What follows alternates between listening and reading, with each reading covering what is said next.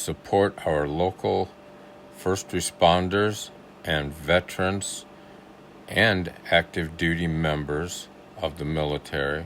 Without them, we can't do what we do here. Hello, friends. Welcome back to the Blind Model Builder. My name is Rod. I'm the Blind Model Builder.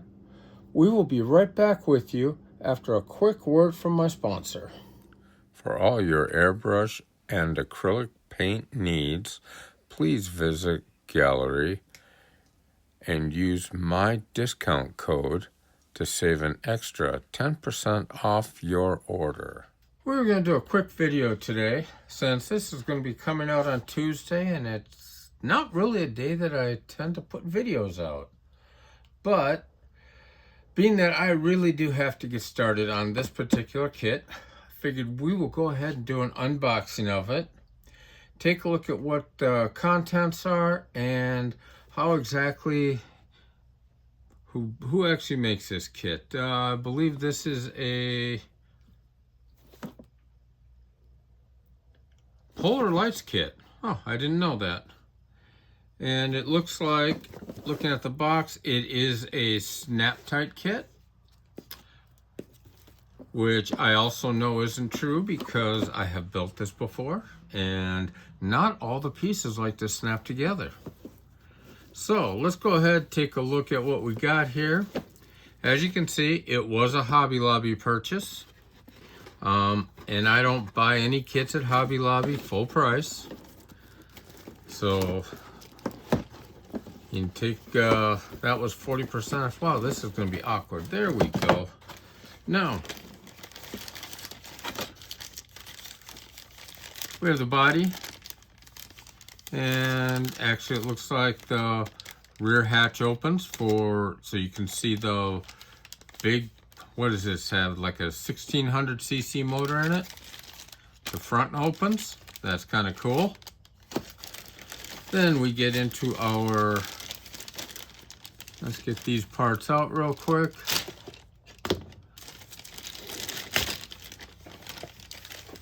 And let's see.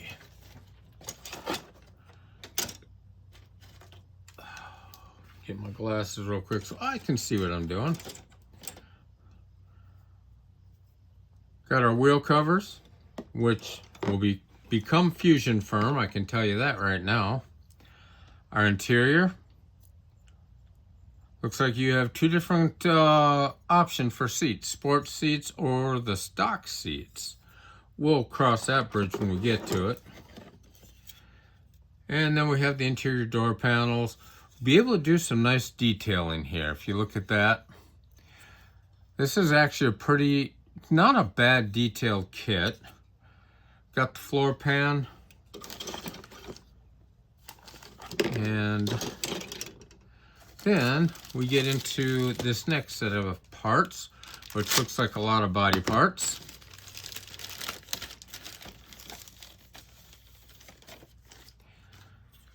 Yeah, for the convertible top, which if I remember right from my last time I built this, my wife really detested that. We got our frunk, I guess is what they call it, and then our rear, our engine cover, our engine, what is it, the bonnet, I don't know.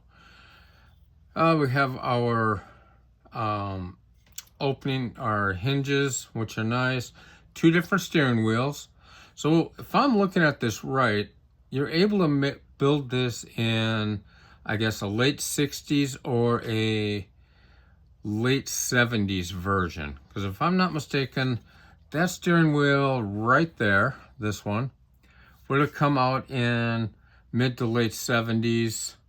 And then that would have been your early 60s wheel. So that's actually kind of cool, you get to do that. Got our pieces for our taillights. Next we have our glass, which will be staying intact. We have our tires. Nice white walls. I mean, if you're gonna have a bug, you better have white walls on it, I guess. That's just the way it goes. It even comes with an extra tire for your spare inside. And then we get on to this part. This next sleeve, oh, where did my knife go? Actually, it's a pretty sad excuse for a knife. Blade needs to be changed. That blade has probably been on there for a couple years. Now, let's see. We got our frunk, steering controls, parts of our engine, and all this stuff will detail up nicely. This painting stuff like this, these engine parts here, excellent place to be using like the Kaleido markers.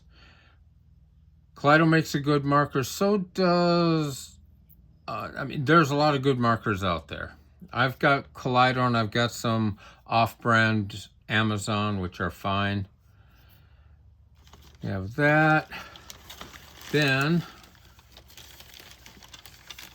we're gonna have our belly pan, which will probably just stay black. I doubt I'm gonna do anything with that. Looks like our transaxle.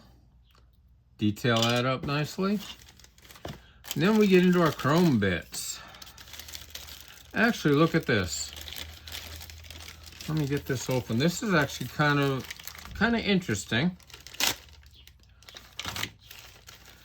Now, earlier I showed you the wheel covers that were black. This kit actually has a set of wheel covers. Oh, you are just not going to cooperate. It has several different wheel cover options.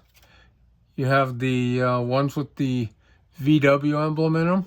Where are you at there?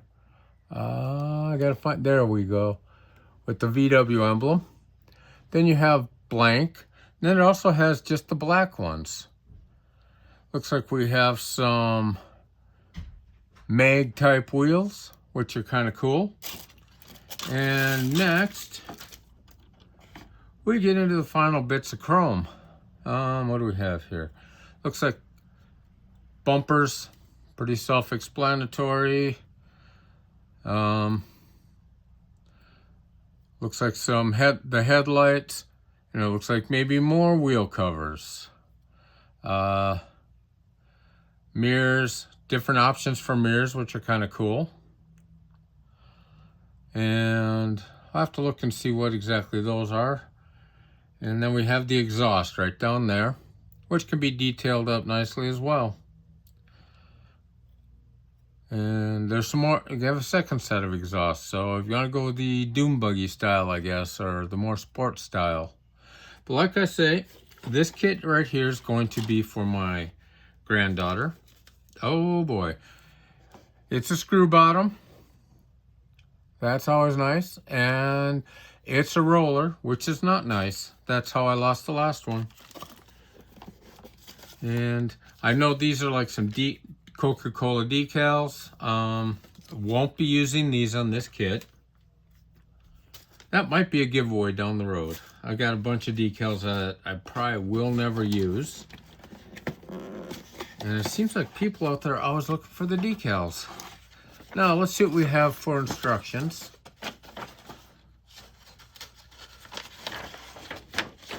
Polar lighted, these instructions are not bad. I've seen a lot worse, to be honest with you. How everything kind of, I guess, I mean, if it is a snap tight kit, yeah, this should be a little bit simpler, which hopefully this will be a rather straightforward I just kicked myself in the butt, didn't I? I called it an easy build. You know what happens when you call them an easy build? They are far from it. So right there is this kit. Now, if you haven't seen any of my videos in the past on how I get my kits ready for the next step, which from here is going to be some light sanding, getting stuff prepped and primed, I like to put it in bins like this. This is a Hobby Lobby no longer sells this, or if they do, I have not seen it. I'm mad because this is the perfect size. These individual, here, let me open this up.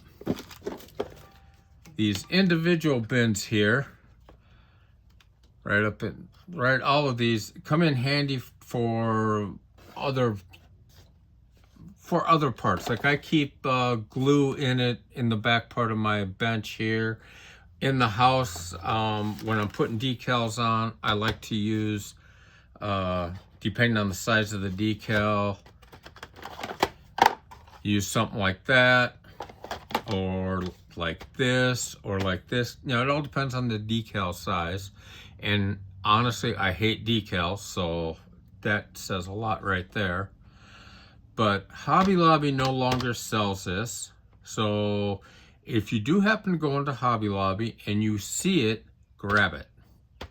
On my what did I buy Wednesday, I'm hoping I may have come up with a alternative solution from Harbor Freight. We'll check that out tomorrow. But yes, this is how I will separate out the parts I need. You know, what needs to be painted, what color, stuff like that. Papa's Model Workshop is the one that turned me on to these. If you have a chance, go check him out. He's got a great video when it comes to this stuff and how he separates it out. It's very informative. So let me go ahead and get the camera put back on me, and we will close this video out. Well, that is the unboxing of my next project, my granddaughter's first birthday present from Grandpa. I'm actually looking forward to it. I mean, she won't have a clue what it is now, but I'm hoping down the road she's gonna understand. You know, this is something her granddad did for her because, you know, did it out of love and out of respect for my daughter and my son-in-law. Before I leave, I wanted to give you a quick update on, I'm going to call this my nemesis, the bane of my existence. God, I hate this kit. I have put it away a dozen times. So now another one of those, it's like, I got to get it done by September. I've kind of promised it to a few people. That is the Ducati. This thing is 2 steps forward, 1 step back, or in today's instance, 4 steps back. I almost had to completely disassemble this rear section and reassemble it. And the worst part is, when I put it together, I knew it wasn't quite right, but I thought, you know, most of these kits, they give you a little bit of wiggle room. Not the Tamiya. Not this kit. Everything on this kit is so tight fitting. It's unbelievable. So, any of you guys that are looking at building a Tamiya motorcycle, I built a Harley last year, and I'm starting to remember why I really avoid them. They're challenging, especially for someone that has some visual ineptities, we'll call it. Yeah. So yeah, this is where I'm at with this. I've had to pull, like I say, the rear fender, blast shield, whatever you want to call it, off and redo it. Hopefully it's better now, and try and get this one going again. As soon as it's dry, I'm probably going to put it in the box and leave it alone again for a while. As a lot of model builders say, don't build angry.